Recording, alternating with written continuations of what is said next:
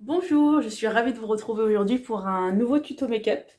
Alors aujourd'hui ce sera un tuto pour faire un make-up hyper naturel. En fait c'est un make-up no make-up que je vais faire. Donc avec des produits qui vont pas spécialement qui vont pas faire un effet hyper blur ou un effet hyper HD. On va plutôt rester dans quelque chose d'assez naturel où on va peut-être encore voir quelques défauts, mais c'est pas très grave, puisque ce qu'on veut faire c'est vraiment avoir un effet bonne mine au maximum. D'abord hydrater sa peau, hydrater les cernes, hydrater un maximum, donc sérum, crème hydratante, etc., etc., etc. Je vous ai fait déjà tout ça.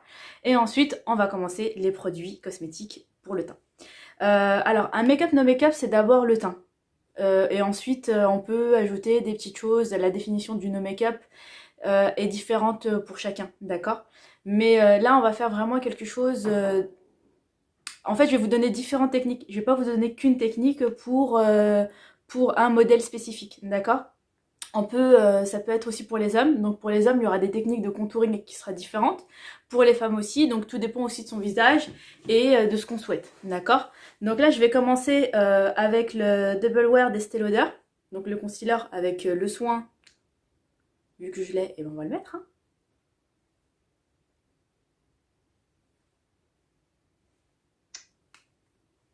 Pour le no make-up, on peut travailler très facilement avec les mains.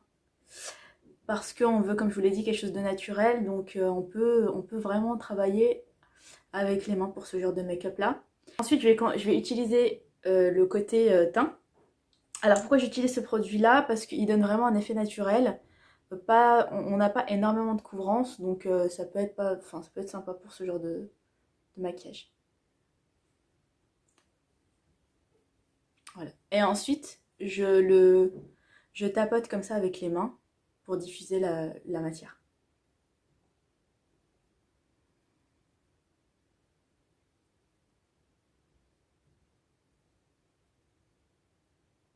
Il est un peu clair pour moi,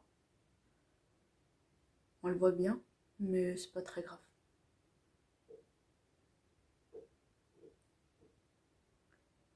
Je vais continuer avec le concealer de chez NARS en teinte light 2.5 parce que celui-ci est vraiment trop clair, hein.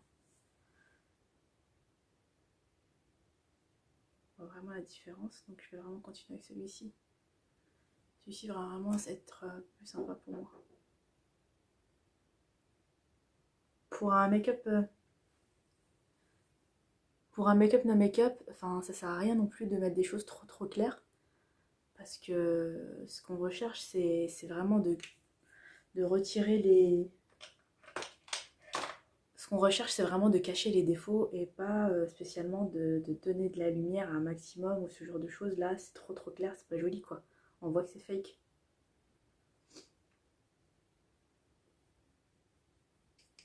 J'en mets un tout petit peu sur le nez parce qu'il est vachement rouge.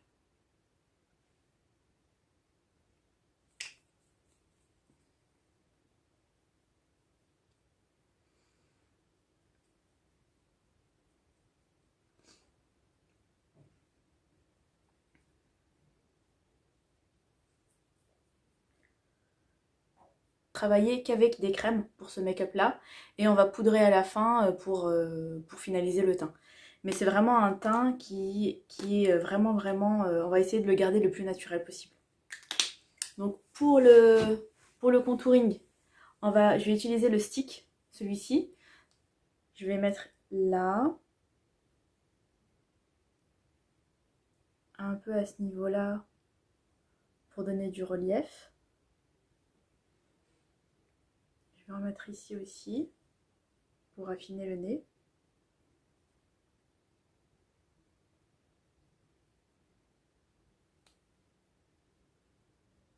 Ici aussi. Autour des lèvres pour bomber les lèvres et leur donner aussi un peu de relief. Pour les hommes, ce qu'on peut faire, c'est accentuer la mâchoire en ajoutant ici, d'accord, de la matière. Comme ça, vraiment en carré, pour creuser ici et donner un effet plus carré à la mâchoire. Donc c'est pas ce que je veux faire moi, mais on peut le faire. Je vais ajouter un petit peu ici.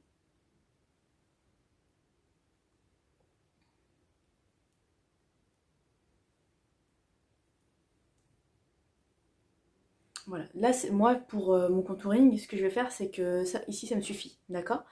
Donc, pour les âmes, ce qu'on fait, c'est qu'on ajoute ici de la matière et on redescend un petit peu là, d'accord? Ça va creuser à ce niveau-là et ça va ressortir un peu les pommettes et ressortir la mâchoire. On va en mettre ici pour cacher un peu le double menton, d'accord?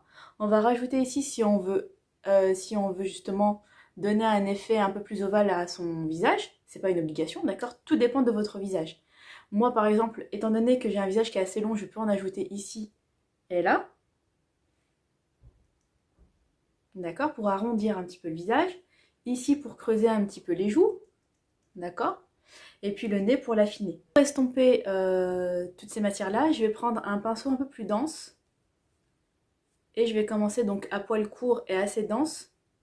Et puis je vais commencer à estomper.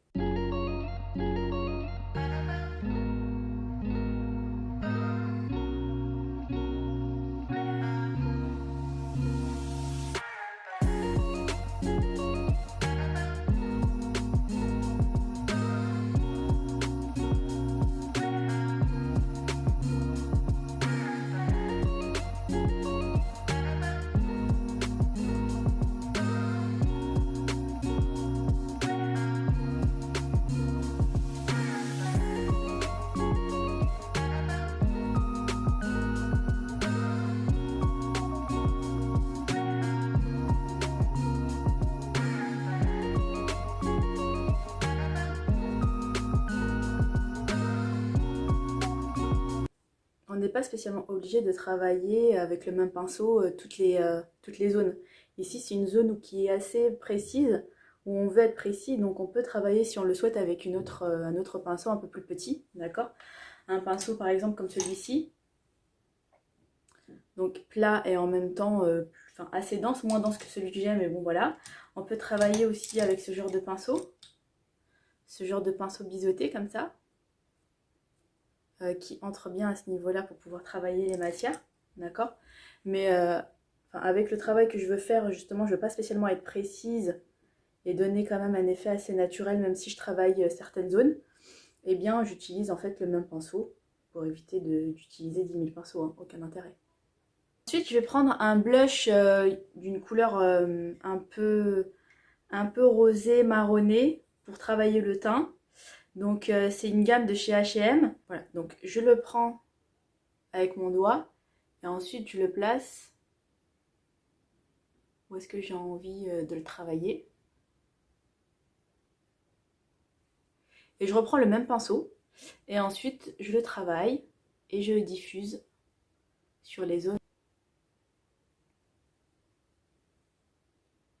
Ensuite avec l'excédent, ce que je peux faire c'est vraiment rajouter un petit peu de matière au niveau des paupières.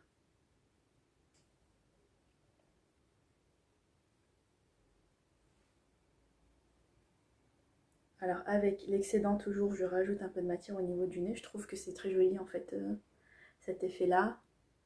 Un peu coup de soleil quoi. Voilà. Alors maintenant que le teint est fait, ce que je vais faire c'est que je vais utiliser la poudre de chez Chanel.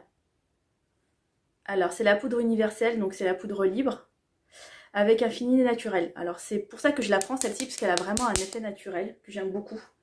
Donc pour la diffuser, pour la travailler, je vais prendre le pinceau de chez Make Up Forever, celui-ci, qui est vachement souple. Donc ça va donner, en fait, ça va mettre exactement ce qu'il faut en poudre sur le teint. Je vais prendre tout simplement ce qu'il y a dans le capot. J'ai pas besoin de mettre mon pinceau, de plonger mon pinceau à l'intérieur de la poudre. J'ai juste besoin de prendre en fait vraiment au niveau du capot.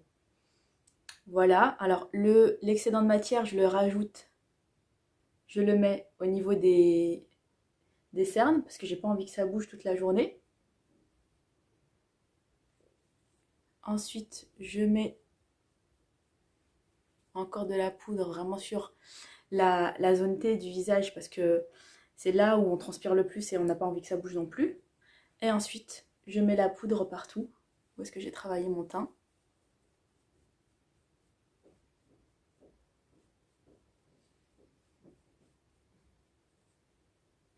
Donc on a vraiment cet effet lumineux sans, j'ai pas mis du tout d'highlighter hein, ou de produit highlight pour l'instant.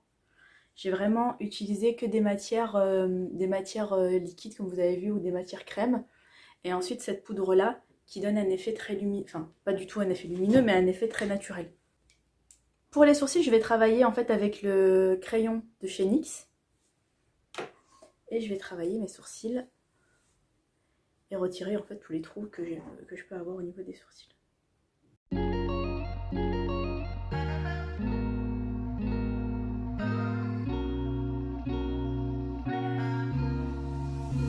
De crayon à sourcils, ça vaut pas le Anastasia Beverly Hills.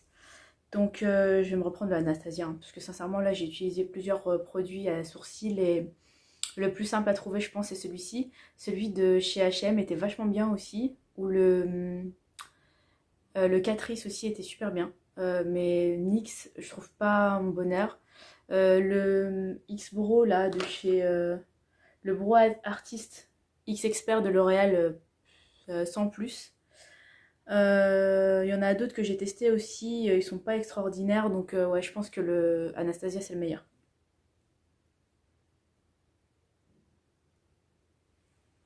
Voilà, ensuite je vais les brosser. Je vais prendre un goupillon comme ça et je vais les brosser pour retirer l'excédent de matière qu'il peut y avoir sur les cils.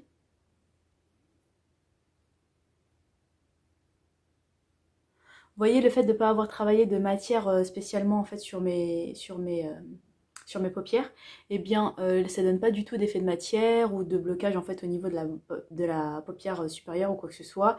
Il n'y a pas de crise en fait au niveau de la paupière. C'est assez naturel hein, ce genre de make-up, donc on n'a rien du tout. Et ça peut être vraiment sympa. Donc tout dépend de ce que vous souhaitez encore une fois et la définition que vous allez donner au make-up no make-up.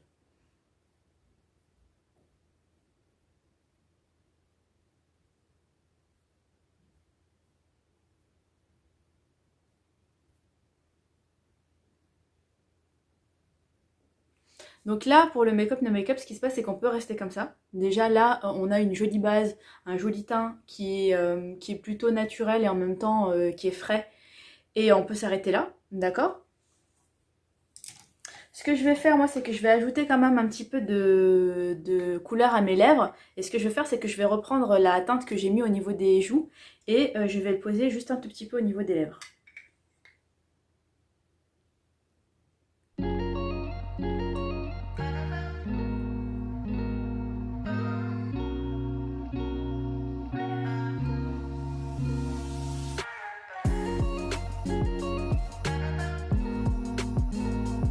Voilà, ça donne un effet un peu nude, je trouve ça assez joli.